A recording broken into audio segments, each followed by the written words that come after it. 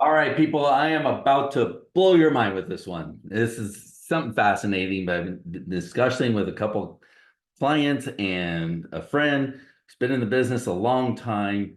But I want you guys to rethink the way that you market and sell flooring. Why is it that it seems like we're all going after the people who can afford what we do the least?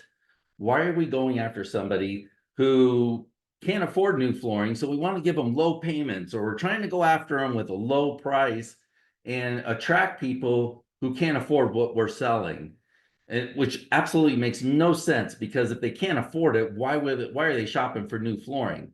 Because studies show that the least expensive flooring is the stuff you already own. There's no urgent need. This is not like their car broke down and they're in a jam, or their air conditioner broke down and they need to get this fixed right away, but it was unplanned expense. The two reasons that people buy new flooring is, one, they really hate what they got now, and two, they decided they're going to spend the money on it. They either have the money or they decided to get the financing, but they made a commitment to go ahead and spend money to get something that they really, really want. These are the ads that I keep seeing, keep seeing these ads for 99 cents a square foot. We're attracting flies, and I keep hearing the complaint from other people saying, it seems like people are price shopping more than ever.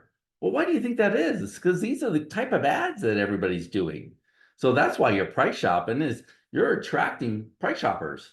And we're compelling them to shop based on price with this kind of advertising. And then we go into this type of sales approach too, where we're trying to show them better products, better value, always starting off with something low to try and get that sale, keep that price down low. Don't want to do any upgrades because we got to keep that price down low. Don't want to offer furniture move, or let them take that price off, because got to keep the price down low. So everybody's selling price and financing instead of selling beautiful new flooring or the results of what's going to get. Nobody ever complains about how much money they spent after this thing is done. Everybody loves what they spent. The only time people complain about what they spent is if they didn't like it and they didn't have a good experience. Other than that, I'm sure there's multiple 5-star reviews out there. We've had them over the years in our business. Shane has over 500 now. Not one review complains about the price. Nobody complains about the price. So let's do a little math here. What's the path to get to $1 million? You're going to find this fascinating. This is where we're going to blow your mind.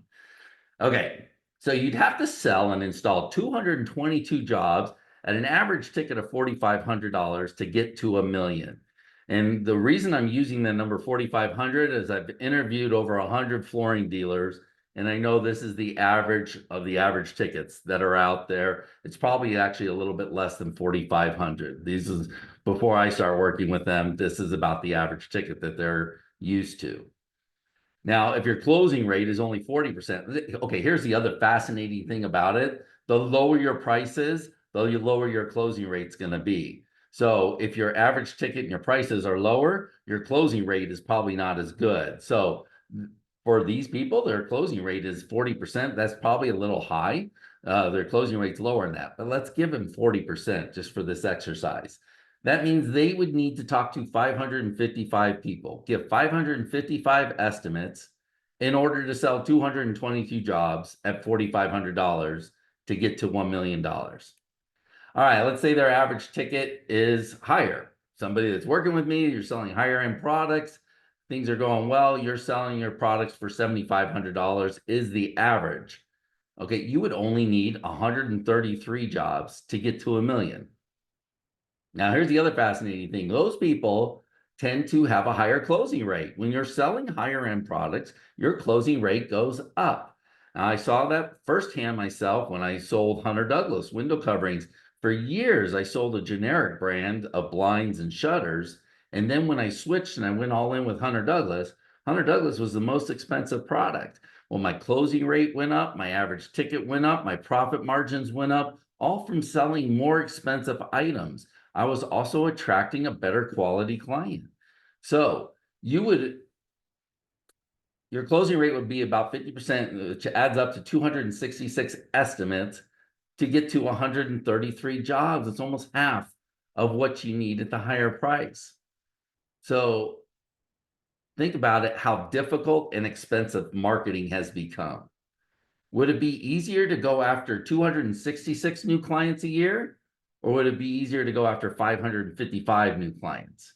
It's going to cost you a lot more money to go after 555 clients than it will be to find 266 good clients willing to pay you more money to get you to $1 million faster. Your life is going to be so much better going after the high-end client versus the rat race of the low-end client. And I'm not calling the low-end client rats. I'm saying it's a rat race to get there because it just costs you a lot more money to sell cheaper stuff. Costs you a lot more money in marketing. Takes a lot more time. There's a lot more things that can go wrong because now I got 222 jobs where something could go wrong versus 133 jobs where something could go wrong. And when I got the higher average ticket, my profit margins are higher. I'm able to sell and do a better job. I'm able to afford to pay for better marketing and grow my business much easier playing in that higher end sandbox than the low end sandbox. This is stuff we work on all the time at Jerry's Flooring Family. Twice a month, we get together, have a meeting, and discuss ways that you can market and attract higher end customers. How can you sell to those customers? It's a three-step process. One is how you price things. Two is how you sell, your sales process. And three is the marketing that you do to attract those customers.